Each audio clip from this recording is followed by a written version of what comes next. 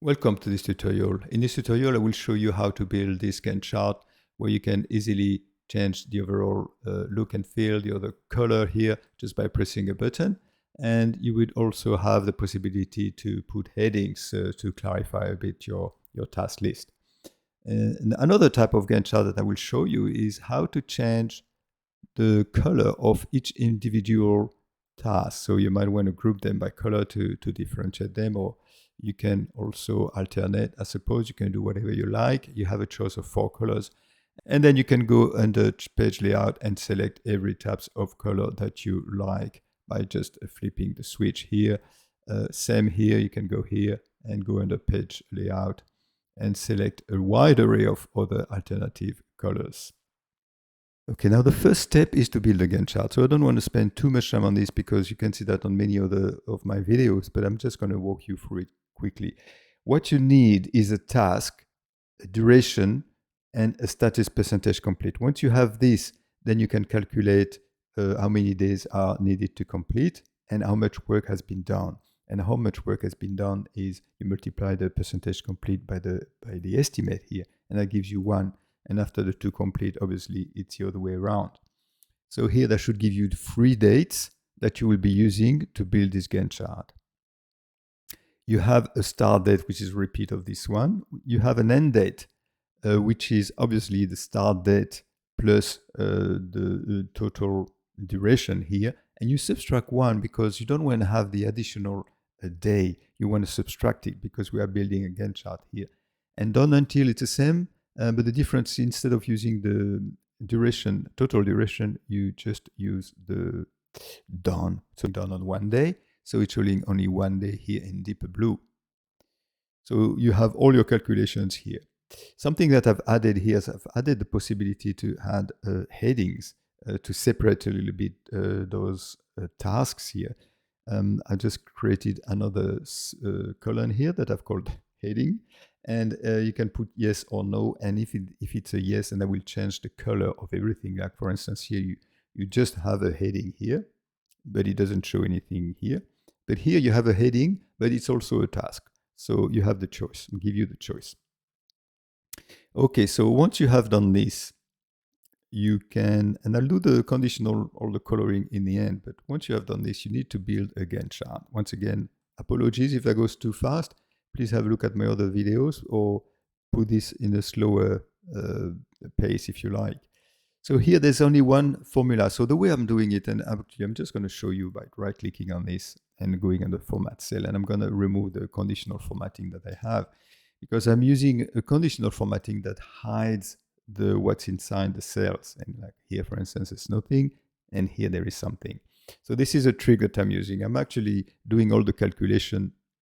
And I don't know what there is here. I'm doing all the calculation, and I'm putting, based on the outcome of a calculation, I'm putting either out, which means the task has nothing to do here. Why? When there is a task within this date and it's completed, and N when it's not completed. And after, when I do all this and have all calculations, I can remove it by using the trick that I'm about to show you. Okay, so here the formula is as such. So I think you should maybe stop if you want to do this really from scratch. If there is no action here between these 2 dates, then we put out. If there is an action between the start and the done until, then we put Y. And there is some action between the start and end, we put N, making sure we have those in this order here. I'm using the IFS, so hopefully you have IFS, but if you don't, that's okay. You can still use the if version of Excel. You just need to do embedded if. So once you have all these, you have all the out, Y, N. It's just a matter of doing some conditional formatting. So you conditional format the Y with this deeper blue, sorry, and the N with the lighter blue. And this is taking me really to what makes this Gantt chart a little bit different is that you have to, yes, you have to give this coloring, but you need another parameter. The other parameter is I put here on the top here. This will tell you which color to color it by. So I'm using the blue by default, so the blue is by default. And here you have 3 other colors. So I've just inserted checkboxes here. Now, hopefully you have insert checkbox. But if you don't, you can just put yes, no here. You can just have 3 cells with yes, no. And I've named those cells. I've named the first one color 1, which we won't be using because it's a default one. And I've called this one color 2, color 3, and color 4. Can you believe it? No, color 4 here. So if you don't know how to name them, you just input color 4 here and you press enter twice, and you would have this. So now you have all that you need to start the conditional formatting. So the first thing to do a conditional formatting on is this, to give it a gradient. So it's something I've explained in my last 2 videos, but just in case you haven't seen them, I'm using a trick. I'm making a conditional formatting here to something that will never happen. Here, this is the one. Something that never happens is the cell value will never be equal to this, and that allows me to do a fill effect, which you cannot do by default in Excel. If you want to do that by default, if you go here, you don't see any fill effect. So you have to do a conditional formatting. It's a workaround that I found. Now let's go back to this, because once we've seen one, I think you'll get the message and you can do it all. So let's have a look. So here it's extremely simple because it's just one condition. You just check, and you take them in this order here from right to left. If the color 4 here, which is the cell that we have named this way, is true, then you do this conditional formatting and you apply it to those 2 cells here. And I'll show you how I came up with those big cells here. And then you do the same with color 3, color 2, and then this is a default value. So this will always happen. And I apply it. Okay, so here what I've done is I've merged all those cells on 3 rows. I've merged them and I put them here. And once you have done one, actually what you can do, let's say I've just done this one, you can do a format painter and you can pen this, but you'll notice it will just keep the same width. So you just have to do it again. You go here, you unmerge, and you merge, and that's it. So this is done. So we've already done conditional formatting for those one here. So I'm just going to take a bit of a, going back to green here. So here the same, this will be doing exactly the same thing as this. The difference is I didn't put a gradient here. Let's not get carried away. And for those, the same. So here I have 2 conditions. If it's not a heading, I just put the lighter of the greens. And if there is a heading, I put the deeper of the green. So let's have a look how I've done that. Okay, so here you can see color 3, if it's true, I put this lighter green. But in front, before, you need to have a look at the deeper colors here. So for green here, you need to check the color, and you need to check that there is a Y in a C colon. So make sure that you have a $$ in front of the C here. $C10 is equal to Y. And that's it. So as mentioned, you can either just put a heading here so it's a bit clear, or you can even have a task. Now let me show you. So once you have done all this, you do the same thing here. So here, conditional formatting, manage rules. And here you do them in the same order from right to left. And you start with the purple. Let's do the purple this time. So you check what's in this cell. So in this cell, if there is an N, you put the lighter color. And if there is a Y, you put the deeper color. But you also check which color has been ticked here. I know it's a lot of work, but it's actually, once you've done one, you duplicate it and it goes very fast. Trust me. So this is it.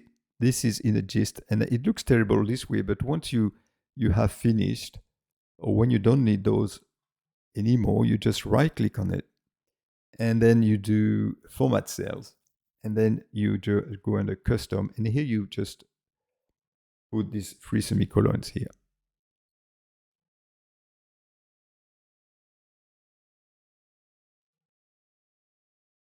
So when you put 3 semicolons, what's on the left-hand side of the semicolon is formatting the positive number, and then a negative number, and then 0, and the like. So what you're sending the message that you say you don't want to show anything anywhere on this, regardless if it's a number or not. So this removes everything.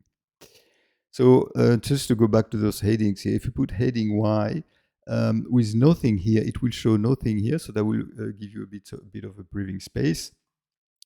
And then if you put some values here, so in other words, if it's a task as well, it will just show it here as well. So before we move on to the multicolor version of this, I just wanted to remind everybody that if you go on a page layout and you go in a color, you think you only have 4 colors, but you have actually all those color here. So sometimes it works when I just hover, but sometimes it doesn't. Here you go. Now it does it. So if you select another color here, it gives you an infinite number of coloring that you can do.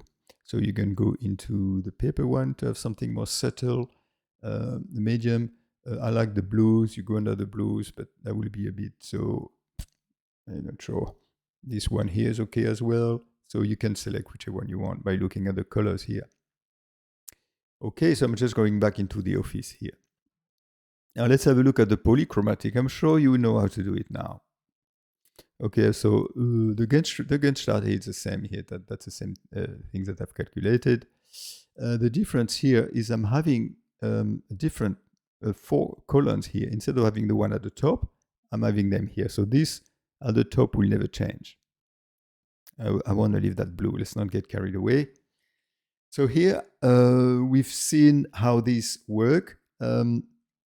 If you go here, for instance, and you look at the conditional formatting,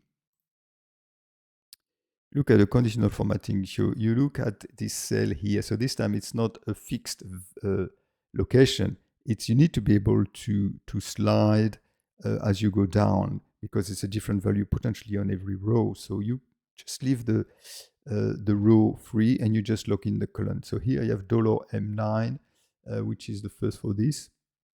If $M9 is true, or if you have an old version of Excel, if you decide to put yes, no instead of true, you would just check that. If this value is yes, then you would color this. And that's pretty much it. That's all there is to it, really. You do this, you do that. It doesn't make sense if you have 2 pressed at the same time. The results can vary, as they say. But here it's the same. So here the difference, it's same as before, but the difference is instead of looking at the value that is on top, you just look at the value that is on the same row. And how do you do this? You do what I've just mentioned for the previous test, is you free up the row and you just look in the column just to make sure that every time is the thing is there. So I just want to show you one last thing, is that here, the same here, you can leave things completely blank, and I will leave, I think you need some space here. But what I want to show is here those values, they are not really values that are part of the standard here. So this is the theme colors, this is a standard, and this is a standard as well, by the way. So this is, maybe I should use another word for those. Those are the themes that are being used by Microsoft, and those are the standard. Those theme colors here change every time I go under page layout and I do a different color. Let's go into blue warm, for instance, and I've come back here and there's change. So this is why every time it's changed. But here, let me go back here, standard one. But here, this red here, and I've done a video on this actually. If I remember, I can give you the link. But here, this value here is not part of this. I created myself. So I went to under probably, I think I might have gone under a tab of red. And after I went into more colors. And after I selected one of these reds. So this is a custom value now. It's not part of the color themes value. So why am I telling you all this? It's just to show you that now when I change all this, you notice that all the other cells change colors, but this one stays consistent. It's because I decided to go for a specific color. And this is actually useful if you have a color that you want to stay consistent, like for instance, a logo and a like, so the color should never change. Okay, so that was just a quick overview. Let me just just to show you that I went very fast to show you about the Gantt chart, but if you want really, when I go very slow and explain absolutely everything, you should really have a look at this other video on Gantt chart here. I'm doing a much better job at explaining things, but here I went quickly because the main goal of this video was to show you that you can change default value just by clicking on things here.